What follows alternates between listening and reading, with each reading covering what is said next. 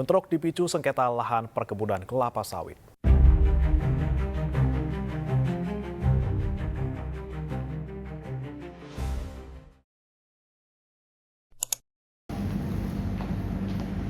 Sengketa lahan merupakan isu hukum yang umum terjadi di Indonesia. Masalah ini melibatkan dua orang atau lebih yang mengklaim hak atas sebidang tanah. Kasus sengketa lahan umumnya disebabkan oleh ketidakjelasan status tanah serta regulasi pertanahan yang tumpang tindih dan tidak sinkron, sehingga memicu konflik. Untuk mengatasi persoalan tersebut, ada beberapa kebijakan yang dapat diterapkan, yaitu transparansi data pertanahan, menghentikan izin baru di sektor ekstraktif, dan pengakuan dan perlindungan hak bagi masyarakat. Konflik pertanahan Indonesia terus berulang akibat ketidakpastian status tanah, regulasi tumpang tindih, sertifikat ganda, dan lemahnya penegakan hukum. Hingga September 2025, terdapat 3.260 sengketa yang sering berlarut-larut dan menimbulkan kerugian besar, pengusuran, serta menurunnya kepercayaan publik. Situasi ini melembabkan negara hukum Pancasila karena melanggar nilai kemanusiaan, keadilan sosial, dan prinsip musyawarah, terutama akibat ketimpangan akses keadilan dan keberpihakan pada pihak kuat. Reformasi mendesak meliputi digitalisasi data pertahanan, moratorium izin ekstraktif, pengakuan hak adat, dan penguatan mekanisme mediasi agar negara hukum Pancasila terwujud secara substantif. Sampai September 2025, ATR atau BPN mencatat 3.260 kasus sengketa lahan di seluruh Indonesia. Angka ini menunjukkan bahwa konflik agraria masih marak dan melibatkan banyak pihak dari masyarakat hingga institusi negara. Lalu, kenapa konflik ini seperti ini bisa terus terjadi? Ada beberapa akar masalah yang saling berkaitan. Yang pertama adalah tumpang tindih peraturan. Di Indonesia, regulasi pertanahan seringkali tidak sinkron. Satu aturan berbenturan dengan aturan lain. Akibatnya, terjadi kebingungan, celah intervensi, dan akhirnya memicu konflik. Yang kedua adalah lemahnya penegakan hukum. Karena ketika hukum tidak berjalan dengan tegas, konflik pun akan semakin panjang. Yang ketiga adalah ketidakjelasan status tanah.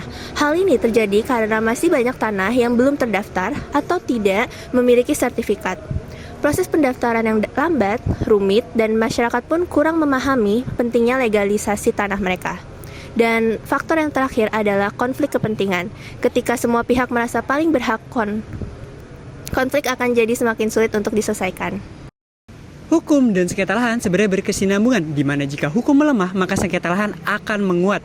Akhirnya negara yang akan dirugikan.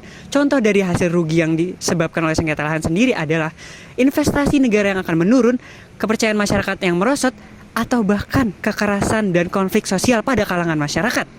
Akan saya lanjutkan dengan membahas 5 rekomendasi kebijakan untuk menyelesaikan sengketa lahan di Indonesia. Yang pertama, reforma agraria sejati. Ketimpangan tanah adalah sumber utama konflik. Redistribusi tanah secara adil akan mengurangi sengketa dan mengembalikan tanah untuk kesejahteraan rakyat. Yang kedua, pembersihan mafia tanah. Mafia tanah memicu sertifikat ganda dan pemalsuan dokumen. Pemberantasan tegas akan memulihkan kepercayaan dan menutup ruang korupsi. Yang ketiga, ada perlindungan dan pengakuan hak masyarakat adat. Banyak konflik muncul karena hak adat diabaikan. Pengakuan formal akan menghentikan penggusuran dan memastikan keadilan bagi komunitas adat. Yang keempat, ada menghentikan sementara izin baru. Menghentikan izin baru memberi waktu negara untuk menyelesaikan konflik lama dan mencegah sengketa baru untuk muncul. Yang kelima, ada transparansi data pertanahan. Data yang terbuka mencegah sertifikat ganda dan memotong akses mafia tanah. Transparansi berarti pengawasan publik yang lebih kuat. Jadi, kesimpulannya adalah sengketa lahan menunjukkan lemahnya kepastian hukum di Indonesia, terutama akibat tumpang tindih aturan dan juga status tanah yang tidak jelas. Masalah ini merugikan masyarakat dan menurunkan kepercayaan pada negara sebagai penjamin keadilan. Untuk memperkuat negara hukum sesuai Pancasila, diperlukan langkah-langkah seperti reforma agraria, pemberantasan mafia tanah, perlindungan masyarakat adat, dan transparansi data pertanahan. Penyelesaian konflik lahan menjadi kunci untuk menghadirkan keadilan dan menjalankan nilai-nilai Pancasila.